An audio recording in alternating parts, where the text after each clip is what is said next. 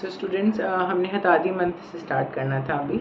तो हतादी मंत्र जो कि सर्वाक्षी रोग हम देख रहे थे, तो वहाँ पे वात अधिमंत का जब उपेक्षा करते हैं तो वो हत अधिमंत, हत है ना, मतलब और नेक्स्ट लेवल पे डिजनरेशन हो गया है, नुकसान हो चुका है, हत से हम याद रख लेंगे। और इसमें बहुत ज़्यादा पेन होता है और यह असाध्य व्याधि मानी जाती है। ठीक है, वातज है और दृष्टि हानिकर व्रण हो जाता है, इसलिए सभी ने इसको मोस्टली असाध्य ही माना है। उसके बाद सरशोफ अशोफ अक्षिपाक हम देखते हैं। सरशोफ में जैसे शोफ होगा तो पित्त के लक्षण हो जाएंगे, जैसे कि पक्वोदुम्बर सन्निभम कंडू उपदेहो अश्रुतम, ठीक है ना, सन रवि पंचते पाक जब होने लगेगा शोफ का, तो वो लक्षण इसमें देखने को मिलेंगे। सुश्रुत और वाग्भट दोनों ही ये सारे लक्षण इंक्लूड करते हैं। उसके बाद अशोफ अक्षिपाक में शोफ के बिना ये सारे लक्षण देखने को मिलेंगे। ठीक है, दोनों ही त्रिदोषज व्याधियां हैं और वेदन से साधे हैं शिश्रुत के अनुसार। अष्टांग हृदय बोलते हैं कि अल्प शोफ इसमें मानते हैं। ठीक है, और दोनों की चिकित्सा बात करें तो वेदन हमने बात कर ली, सिरा वेदन से हो जाएगा। तालीसपत्र आदि गुणिका इम्पॉर्टेंट है। और फिर संध्यावंजन 3 दिन, संध्यावंजन के बाद आशोतन स्तंभ के साथ करना हितकर माना जाता है। तो सारे नोट्स हम कवर नहीं करें, जो इम्पोर्टेंट बाकी के जो नोट्स हैं उनको सारों को आपको पढ़ना है और जो इम्पोर्टेंट पॉइंट्स हैं उनको याद रखना है मेनली। ठीक है, फिर वात विप्रय नाम से पता है वातज होगा और शिश्रुत ने इसको भी वेदन साध्य माना है। अन्यथा वात के लक्षण जीवा, ऊन, जिम्हा है ना, ऊन, ये इस प्रकार से अष्टांग हृदय ने माने हैं। अन्यथा वात लक्षण की बात करेंगे तो वाटु कर्ण शिरसु हनु, शिरस हनु और मन्या में वात रूप से भू और लोचन में दर्द होता है, इस पार्ट में दर्द होता है। ठीक है, अष्टांग हृदय बोलते नयन संकोच भी इसमें देखने को मिलेगा। दोनों की सामान्य चिकित्सा होगी, है ना, तो वातज अभिसंध के समान चिकित्सा हम कर सकते हैं। ये वेदन से आते हैं दोनों रोग। ठीक है, शीर के साथ आहार हितकर है ना, मेष रंगी घृत हितकर है, भोजन भी शीर के साथ हितकर है। तो भोजन जब शीर के साथ करते हैं या शीर का प्रयोग करते हैं तो शीर भी वात का शमन करता है, इसलिए इम्पॉर्टेंट है। शुष्क अक्षिपाक, तो हमने इसको पहले कहाँ पढ़ा था, जब हम ये पढ़ रहे थे कि शस्त्रकर्म कहाँ नहीं करना है। शुष्क मनुष्य में शस्त्रकर्म नहीं होगा। सुश्रुत ने, शुष्क से हमें याद रखना है वातज वाला बोला है सुश्रुत ने। अष्टांग हृदय से वात पित्तज मानते हैं, है ना। वर्त में जो होता है वो दारुण और रूक्ष हो जाता है इस डिजीज में। और विलोकनेन अविल दर्शन, जो भी हम अविल दर्शन जो भी हमें दिखता है वो थोड़ा सा अविल होता है। प्रतिबोधने च दारुण, शस्त्रकर्म नहीं, पहले भी हमने देख लिया है। कृच्छोन्मीलन, निमीलन, इस प्रकार से लक्षण देखने को मिलेंगे, क्योंकि जब आइज में ड्राइनेस हो जाएगी तो उन्मेष निमेश की जो क्रिया है उसमें कृच्छता होगी। तो चिकित्सा क्या हो सकती है, वातनाशक चिकित्सा हम कर लेंगे। सर्पीपान, जीवनी घृत का प्रयोग तर्पण के लिए, अणुतेल का नस्य प्रयोग कर सकते हैं। केशमसी अच्छा रहेगा, दूध के साथ परिषेक अच्छा रहेगा। ठीक है, नागर संन्याजन के साथ अच्छा रहेगा। तो ये 5 शामक जनरल चिकित्सा हमें याद रखनी है। सिरोत्पात, सुश्रुत ने ही इसको बताया है और ये रक्तज रोग है। उत्पात और सिरा से हम याद रख सकते हैं कि रक्तज होगा और वेदन साध्य है। ठीक है, रसांजन और गैरिकांजन से इसकी चिकित्सा की जा सकती है। शिराहर्ष जो भी सुश्रुत ने ही बताया है वो भी रक्तज है और इसमें ताम्र अच्छ स्राव होता है। ठीक है, और रक्तज में जनरली हमने ताम्र वर्ड देखा था, आता है, ताम्र स्राव इसमें देखने को मिलेगा। वेदन साध्य है और रसांजन प्लस शहद का प्रयोग कर सकते हैं चिकित्सा की। अम्लीय दूषिता की बात करें तो सुश्रुत इसको पित्तज मानते हैं, अष्टांग हृदय पित्त और रक्तज मानते हैं। ठीक है ना। वृष आविल दर्शन बोला है इसमें भी। और अम्ल से हम याद रख सकते हैं पित्त तो होगा ही होगा। अष्टांग हृदय इसमें रक्त को और ऐड कर लेते हैं। इसको हमने दुष्यम विषम से याद किया था कि ये शस्त्रकर्म इसमें नहीं होता है। और अम्ल रस और विदाही भोजन से हो जाएगा, नाम से ही हम समझ सकते हैं। पित्तज अभिषंत के समान चिकित्सा करनी है पर सिरा वेदन नहीं करना है, क्योंकि शस्त्रकर्म वैसे भी नहीं है इसमें। अक्षिपाकात्य की बात करें तो केवल इसको अष्टांग हृदय ही बताते हैं। और कलुषाश्रुता, इस प्रकार के अश्रु में आते हैं, है ना। पाक आते हैं तो मतलब एक्सेस पाक हो रहा है और इस प्रकार के अश्रु आएंगे।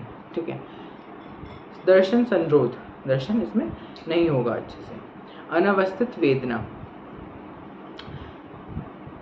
ठीक है, इस प्रकार के लक्षण होंगे। पिल्ल रोग बताए हैं 18 अष्टांग हृदय ने, है ना। दीर्घकाल अनुबंधी होने पर ये लोग इस प्रकार से 18 रोग देखने को मिलते हैं। इनकी चिकित्सा एक कॉमन चिकित्सा बता रखी है। सिरावेदन कर सकते हैं, वर्तन का लेखन कर सकते हैं, करंजादि रस क्रिया कर सकते हैं, लाक्षादि मसी का प्रयोग, है ना। इस प्रकार से चिकित्सा हमें याद रखनी है इसकी। ठीक है, उसके बाद है दृष्टिगत रोग। दृष्टिगत में मेनली आएंगे हमारे दृष्टि का जो मेन पार्ट है हमारा ना, तो उसमें जो ये श्लोक है मसूद दल मात्रम च पंचभूत प्रसाद जाम, ये वाला श्लोक एक बार आपको याद रखना है। ठीक है, उसके बाद पटलगत तिमिर, है ना, ये इम्पोर्टेंट है। तो प्रथम पटल में जब तिमिर होगा तो सारे रूप अव्यक्त देखने को मिलेंगे। ठीक है, तृतीय पटल में जब होगा तो मक्षिका, मशकान, मंडलानी, ना पताका, ये सारे चीज़ें देखने को मिलेगी। समीपस्थानी दूरे च दृष्टि गोचर विभ्रमात्। ठीक है, यत्न से शुचि पाशम न पश्यते, और यत्न से देखने को मिलेगा।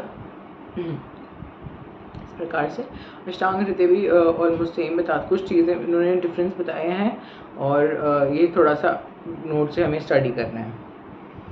ठीक है, जब तृतीय पटल में होता है तो सुश्रुत तिमिर बोलते हैं, पर अष्टांग हृदय तृतीय पटलगत जो होता है उसको काच बोलते हैं। तो उसमें उसके इम्पोर्टेंट है ऊर्ध्वम पश्यति नाद है। ठीक है, ये इम्पोर्टेंट है। उसके बाद कर्णनासाक्षी युक्तानि विपरीतानि विक्षेप, इम्पोर्टेंट है। फिर दृष्टि मध्यगते दोषे च एक मन्यते द्विविधा, ये इम्पोर्टेंट है। इस प्रकार से ये याद रखना है। चतुर्थ पटल में जब होगा तो इसको लिंगनाश भी कहा है आचार्य ने। लिंगनाश दोनों ही मतलब आचार्य इसको बोलते हैं जब चतुर्थ पटलगत ये स्थित हो जाएंगे दोष, है ना। तो इस प्रकार से लक्षण याद रखने हैं स्टेज वाइज, प्रथम, द्वितीय, तृतीय और चतुर्थ वाले।